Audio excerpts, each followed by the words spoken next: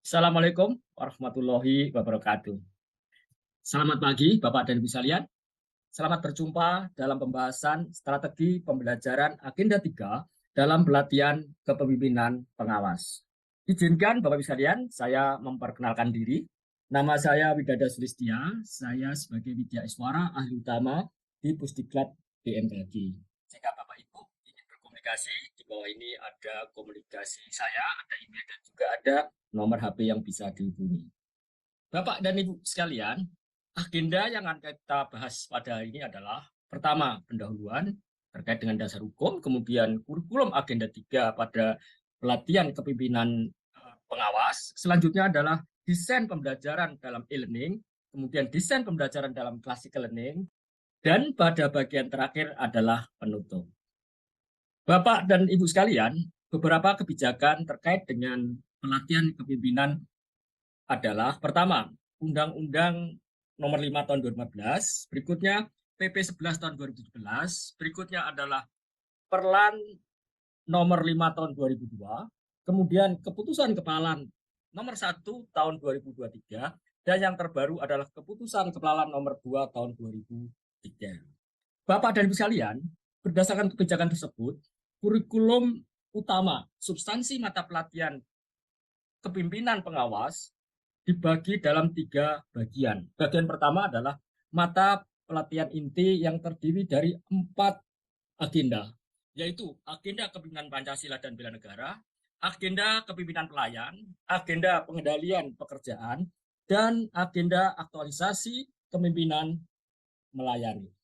Pada kelompok mata pelatihan dasar, di sana ada 2 materi, yaitu rumpun penguatan pola berpikir dan rumpun pemerintahan digital. Sementara pada mata pelatihan pilihan, di sana ada 6 mata pelatihan yang Bapak Ibu bisa pilih. Jika dari 6 tersebut tidak ada yang cocok, Bapak Ibu bisa memilih mata pelatihan lain yang sesuai dengan tupoksi Bapak Ibu sekalian. Bapak dan Ibu sekalian, ini adalah gambaran umum dari pelaksanaan pelatihan. Tahap pertama adalah pembelajaran mandiri. Di sana nanti produknya berupa 3 esai yang masing-masing esai agenda 1, esai agenda 2, dan esai agenda 3. Itu semua merupakan penugasan individu. Berikutnya adalah e-learning. E-learning dibagi 2 bagian, kelompok sinkronus dan asinkronus. Pada prinsipnya, e-learning ini adalah pendalaman materi agenda-agenda yang sudah dipelajari saat belajar mandiri. Output dari kegiatan ini adalah berupa identifikasi masalah-masalah yang terkait dengan operasional di unit kerja masing-masing. Ada 2 jenis penugasan individu dan penugasan kelompok. Pada berikutnya adalah pembelajaran pada pengembangan komitmen bersama. Di sini Bapak Ibu diharapkan bisa mengidentifikasi masalah dan tantangan serta komitmen dalam rangka mengikuti pembelajaran ini. Tahap berikutnya adalah pembelajaran klasikal tahap 1. Produk dari kegiatan ini adalah laporan studi lapangan, kemudian ada evaluasi akademik, dan juga ada rancangan aksi perubahan.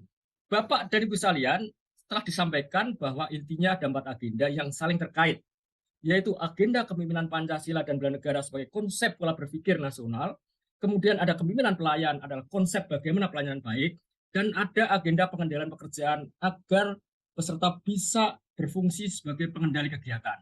Dan semua itu akan berpengaruh sebagai bahan untuk aktualisasi kepemimpinan manajemen pada agenda 4. Untuk melengkapi hal tersebut, masih ada materi agenda smart governance, ada materi mata pelatihan pilihan, dan ada juga materi pengembangan diri. Bapak dan Ibu sekalian, mata pelatihan di dalam kelompok mata pelatihan inti pada dasarnya bisa dikelompokkan menjadi 4 kelompok. Kelompok pertama yaitu komunikasi dalam pelayanan dan pelayanan publik digital. Kelompok kedua adalah perencanaan kegiatan pelayanan publik dan penyusunan RKA pelayanan. Kelompok tiga adalah manajemen pengawasan dan pelaksanaan pengendalian pekerjaan. Sementara pada kelompok hanya ada 1 mata pelatihan yaitu manajemen mutu. Bapak dan Ibu sekalian, pelaksanaan blended learning, tahapan-tahapan di dalam proses blended learning diawali dari MOOC atau belajar mandiri sebanyak 16 JP. Kemudian pada tahap kedua yaitu mengikuti e-learning. Ada proses sinkronus 9 JP dan ada asinkronus 18 JP. Berikutnya pada tahap berikut adalah off campus dan disambung dengan klasikal di dalam kelas selama 33 JP. Kemudian masuk off campus bagian 2 dan dilanjutkan di akhir adalah klasikal tahap 2. Bapak dan Ibu, garis besar strategi pembelajaran dalam e-learning adalah bagian sinkronus ada 9 JP, tatap muka melalui Zoom atau e-learning. Kemudian asinkronus, belajar mandiri selama 19 JP. Dalam sinkronus adalah diberikan pendalaman materi-materi yang sudah dipelajari pada belajar mandiri melalui penugasan-penugasan baik individu maupun kelompok.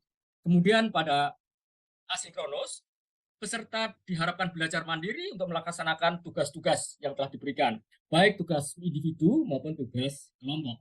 Pada hari pertama e-learning, peserta akan mengikuti sinkronus selama 2 JP. Kegiatannya pertama adalah membangun komunikasi dengan peserta, kemudian berbagi pengalaman selama pembelajaran mandiri, kemudian ada paparan dari peserta secara simpel, kemudian dilanjutkan dengan overview mata pelatihan kelompok 1 dan kelompok 2 pada kelompok inti. Berikutnya adalah penjelasan tugas untuk hari pertama, baik mandiri maupun tugas kelompok. Pada bagian asinkronus, di sana ada 4 JP. Tugas individu adalah mengidentifikasi dan menganalisis isu-isu yang terkait dengan komunikasi pelayanan publik dan layanan publik digital. Sementara untuk kegiatan tugas kelompok, peserta diberikan tugas untuk menyusun rencana inovasi pelayanan publik yang berbasis IT. Pada hari kedua e-learning, peserta akan mengikuti kegiatan sinkronus selama 3 JP. Di sana isinya adalah paparan makalah e-learning yang belum sempat dipaparkan, kemudian paparan penugasan pada hari pertama, baik individu maupun yang kelompok, disertai dengan umpan balik, saran-saran, dan berikutnya dilanjutkan dengan overview materi pada mata pelatihan kelompok 3 dan 4. Dilanjutkan diskusi penguatan materi pada hari kedua, dan penjelasan penugasan pada hari kedua. Pada kegiatan sinkronus, peserta wajib mengerjakan tugas selama 6 JP.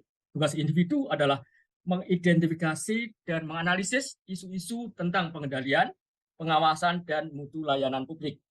Sementara pada kegiatan kelompok, peserta diwajibkan menyusun proposal rencana inovasi digital untuk pelayanan publik yang sesuai dengan kebutuhan dan tuntutan masyarakat. Pada hari ketiga e-learning, peserta tidak ada kegiatan sinkronus. Namun, peserta diwajibkan mengerjakan tugas-tugas yang diberikan pada hari kedua dalam proses asinkronus selama 8 jam pelajaran. Diharapkan cukup waktu ini untuk mengerjakan tugas individu maupun tugas kelompok. Bapak dan Ibu sekalian, hari keempat adalah merupakan hari terakhir e-learning. Di sini ada 4 jam pelajaran pada sinkronus, tetapi tidak ada kegiatan asinkronus. Kegiatan sinkronus akan diisi dengan paparan makalah sebelumnya yang dikerjakan pada self learning, kemudian paparan tugas hari kedua, baik individu maupun kelompok, kemudian umpan balik dari fasilitator.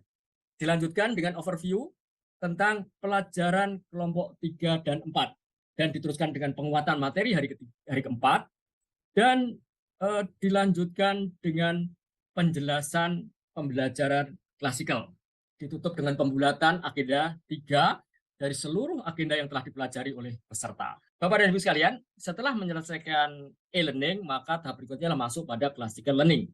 Classical learning pada hari pertama ada 3 JP.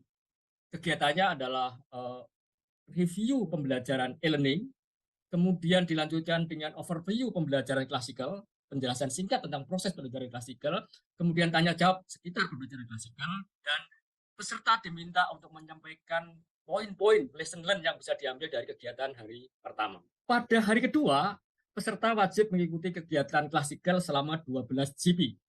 Kegiatannya meliputi pembagian kelompok. Jadi diawali dengan pembagian kelompok, kemudian diskusi kelompok untuk mengidentifikasi isu-isu, dan selanjutnya menganalisis isu-isu yang terkait dengan pelayanan publik. Setelah selesai diskusi, peserta diberikan waktu untuk paparan hasil diskusi terkait dengan pelayanan publik. Di sini digunakan metode role play, jadi ada skenario bagaimana menawarkan kegiatan dan bagaimana nanti yang lain menanggapi usulan kegiatan tersebut. Pada bagian akhir, peserta diminta menyampaikan poin-poin sebagai lesson learned dari pembelajaran hari kedua pada tahap klasikal. Pada hari ketiga klasikal, ada 9 JP. Di sini melanjutkan kelompok-kelompoknya tadi, diberikan tugas untuk diskusi kelompok tentang inovasi pelayanan publik. Setelah diskusi selesai, peserta diberikan kesempatan untuk paparan tentang inovasi pelayanan publik. Dilanjutkan dengan diskusi dengan metode role play. Jadi ada yang menawarkan program dan ada yang menanggapi program, memberikan kritik dan saran. Dan di akhir dari pembelajaran hari ini adalah lesson learned dari kegiatan belajar hari ketiga. Pada hari keempat, yang merupakan hari terakhir dari pembelajaran klasikal, ada 9 JP. Di sini melanjutkan diskusi terkait dengan isu pengawasan, pengendalian, dan mutu pelayanan publik. Kemudian dilanjutkan dengan paparan yang terkait dengan isu pengendalian, pengawasan, dan mutu pelayanan publik. Kemudian diskusi dengan metode role play. Dan pada bagian akhir adalah pembulatan materi agenda 3 selama klasikal. Bapak dan Ibu sekalian, peserta setelah mengakhiri proses pembelajaran mandiri, proses e-learning, dan proses classical learning, diharapkan peserta sudah memahami konsep kepemimpinan Pancasila dan bela negara, sudah memahami konsep kepemimpinan pelayanan, sudah memahami konsep pengendalian pekerjaan, dan sudah melaksanakan siap untuk menindaklanjuti rencana aksi aktualisasi. Jadi setelah selesai semua, maka pada di akhir pembelajaran, peserta diharapkan sudah mampu menjadi pemimpin yang punya kompetensi mengendalikan kegiatan pelayanan publik dengan mengedepankan perencanaan kegiatan dan anggaran pelayanan publik yang berorientasi terhadap manajemen mutu, pengawasan, dan pengendalian, serta mampu mengoptimalkan pemanfaatan teknologi informasi dan komunikasi. Demikian, Bapak dan Ibu sekalian, desain atau strategi pembelajaran agenda 3 pada pelatihan kepemimpinan pengawas. Mohon maaf jika ada yang salah. Terima kasih. Wassalamualaikum warahmatullahi wabarakatuh.